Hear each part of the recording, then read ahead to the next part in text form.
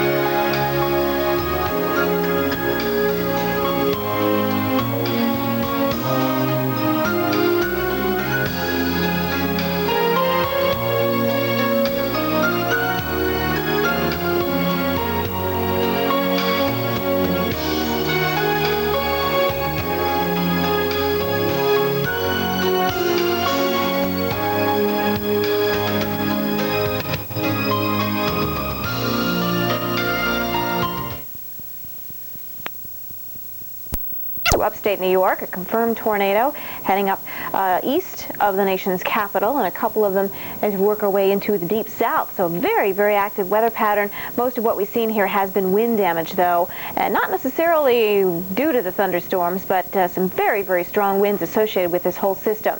Finally, seeing that line pushing on off, and I should mention it is now 11 o'clock on the East Coast, and the watch areas that we have expired. We're seeing most of the strong stuff pushing off the coast anyway. Norfolk receiving some heavy rain as of the last stop. Looks like the heavy stuff is now moving off to your east. We'll go a little further northward here, and again we'll find that stronger line of storms. Still getting reports of some heavy rain over really much of New Jersey, actually. Some moderate rains there. Reports of some heavy rain on into parts of eastern Pennsylvania and portions of upstate New York where some flood watches are in effect. There's the line moving on eastward. New York City barreling down here. Getting some reports of some lightning into south central, southeastern Pennsylvania, but some of this may just be some heavy rain. Maybe some cloud-to-cloud lightning, but you can get a good feel for the heavy rain pushing out toward the Big Apple on into Long Island tonight. In the meantime, the nation's midsection is getting folks in Chicago or in Toledo or in Atlanta, for instance. At 11 o'clock this morning, Atlanta's temperature was 65 degrees. That was before the front moved through. Once the front moved through at noon today, about 1 o'clock, the temperature had dropped already down to 48 degrees. Or all the way into Syracuse, for instance. It's like a roller coaster because Tuesday, the highest temperature we could muster up was 29. Well, today was warm, southerly winds heating things up to 63 degrees. But by tomorrow, once that front moves on through, the temperatures are going to be plummeting. And I'll show you why. Tick out where we have the cold air. And you can see, certainly, midsections of the country have been very chilly today behind that front right about here during the afternoon hours. Very warm in advance of that front.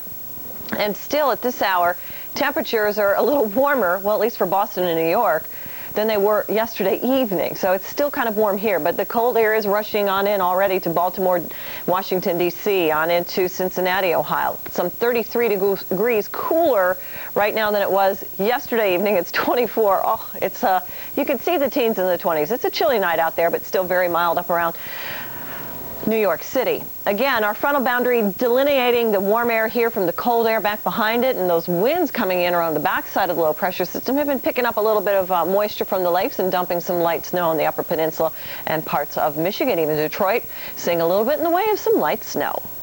And in the northwest, it's rain primarily, and most of this appears to be winding down. As we take a look at the satellite picture, again, we're going to find a steady flow. Weather Rewind, a look back at the past week's weather. The week started off on a devastating note with scenes of Typhoon Angela's aftermath in the Philippines. The storm killed over 600 people and caused widespread damage and flooding. In the States, a new system crept into the Pacific Northwest, bringing snow and wintry conditions. Severe weather was the big story on Tuesday, with rainy conditions stretching from the Big Easy to the nation's capital. A tornado hit the town of Albany, Georgia in the late afternoon. Over 35 people were injured and damage was widespread. Wednesday, lake-effect snow kicked in across the Great Lakes. Some areas south of Buffalo, New York, received nearly a foot of new snow. Wintry conditions covered cities across the upper Midwest on Thursday. One Minneapolis driver didn't obey his winter weather driving tips. Just in time for the weekend, western ski resorts got a big snow dump. This could be the start of a great season. And the week ended less fortunate for many residents across the South, with 7 tornado touchdowns reported. With Weather Rewind, I'm Declan Cannon. Cold front that produced the severe thunderstorms will be just about out of the United States by Sunday morning, clearing Florida, though still areas in the Northeast and parts of New England seeing a little bit in the way of rain and snow on the backside of this low pressure system. Cold high pressure builds in. Now, we do have an area of low pressure that'll be working its way across the plains tomorrow, but not a lot of moisture to work with, so don't look for heavy rains or snows by any means. However, a very persistent onshore flow is going to keep things wet in Oregon, as perhaps as much as a ½ inch to an inch of rain falls. We're also going to see some heavier rains here into New England with the snow on the backside of that area of low pressure. All right, the theme for this week is going to be cold. We're not going to see much of a change in the overall regime, but it's going to be cold enough tonight to see some freezing conditions down in parts of the southern plains. Now, high temperatures on Sunday will recover nicely for Texas and the West Coast, but the cold air mainly is going to stay right here. Weather pattern not changing, so the cold air just staying in place, one storm after another coming on down. Then we begin to see a little bit of a change as the next cold front moves into the Rockies and brings some of those colder temperatures down into the Lone Star State. Still, throughout the week, you folks in the West are going to see very mild conditions. So overall, not too bad there.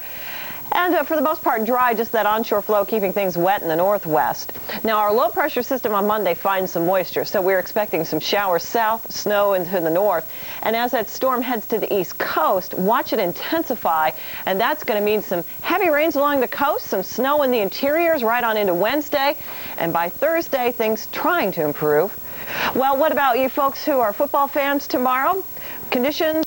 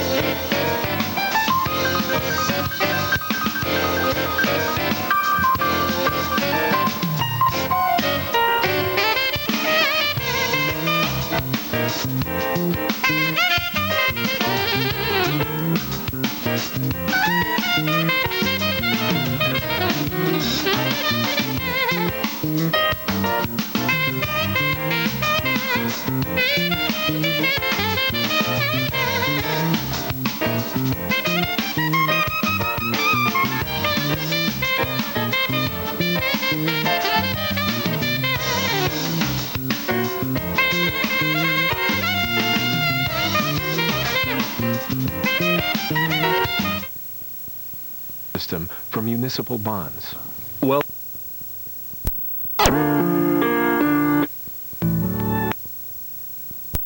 the north northwest, but this appears to be winding down, and things might become a little more settled for change in the northwest, at least for tonight and early tomorrow. Problem area here is in the northeast. Flood watches over much of eastern New York. Reports of some moderate rain on into New York City, back down toward Millville, New Jersey, and you guessed it, a lot of wind, too. What a blustery night it is in the northeast. Seeing some improvements, though, as we head on into the mid-Atlantic. A lot of the showers and storms now moving off the coast, so that is some good news. We'll close on in around D.C., where we're seeing some of the rain mixing with snow before it actually tapers off. Getting a few light snow showers around the Great Lakes region, and then there's the heavy rain.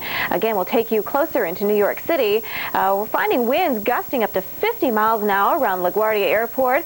Philly seeing some rain. You may see some more moderate to heavy rains pushing into the city of brotherly love, and even around Harrisburg seeing some more of that heavier rainfall. Times in western PA makes... Okay, here goes. Yeah.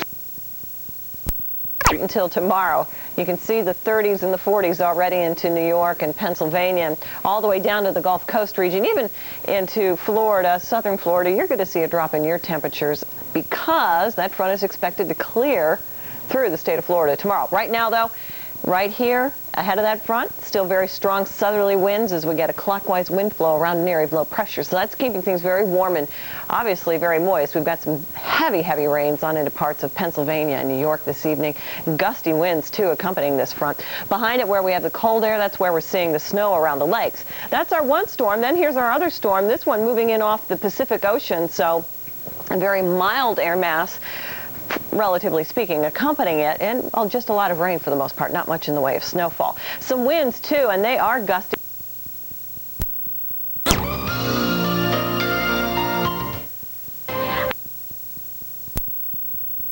On into the Carolinas, on into Virginia, numerous reports of some severe weather, mostly wind damage, downing power lines and trees. But again, still some wind, but at least we're losing a lot of the rain.